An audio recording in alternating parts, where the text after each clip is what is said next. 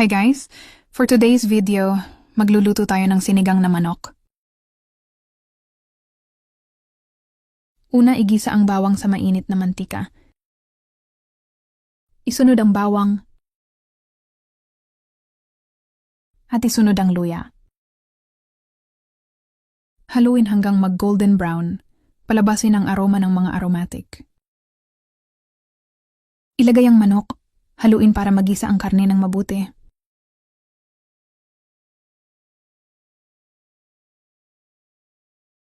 Maglagay ng paminta, asin. Haluin ng mabuti para magbalanse ang lasa.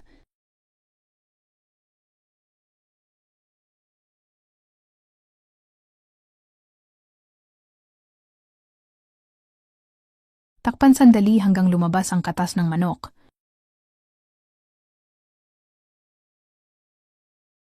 Ilagay ang kamatis. Haluin sandali.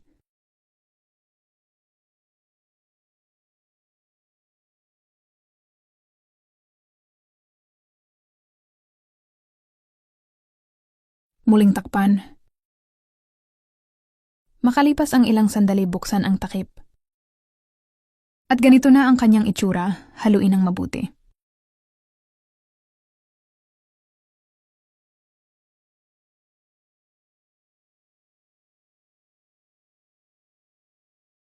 Lagyan ng tubig depende sa dami ng inyong nais.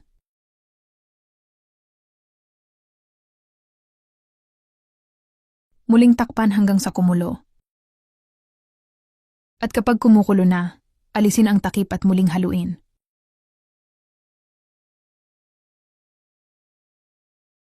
Ilagay ang isang pakete ng Knorr sinigang. Magic sarap! Naglagay din ako ng chicken cubes na hindi nakunan sa video.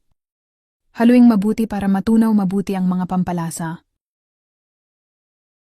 Tinikman ko ito at medyo matabang, kaya nagdagdag ako ng konting patis.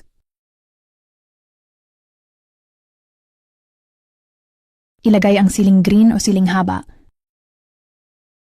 Ilagay na rin ang okra. Sitaw. Walang available na talong kaya iyan na lang muna. Muli natin itong haluin. Takpan hanggang sa kumulo. At makalipas ang ilang sandali ay kumukulo na. Alisin ang takip.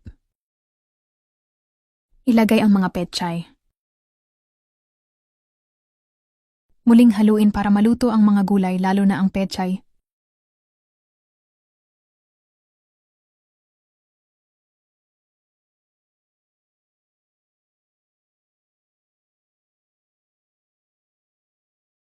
Takpan ng mga 1 o 2 minuto. Makalipas ang ilang minuto ay kumukulo na. Alisin ang takip. Haluing mabuti. At sa wakas luto na ang ating sinigang na manok. Thank you for watching!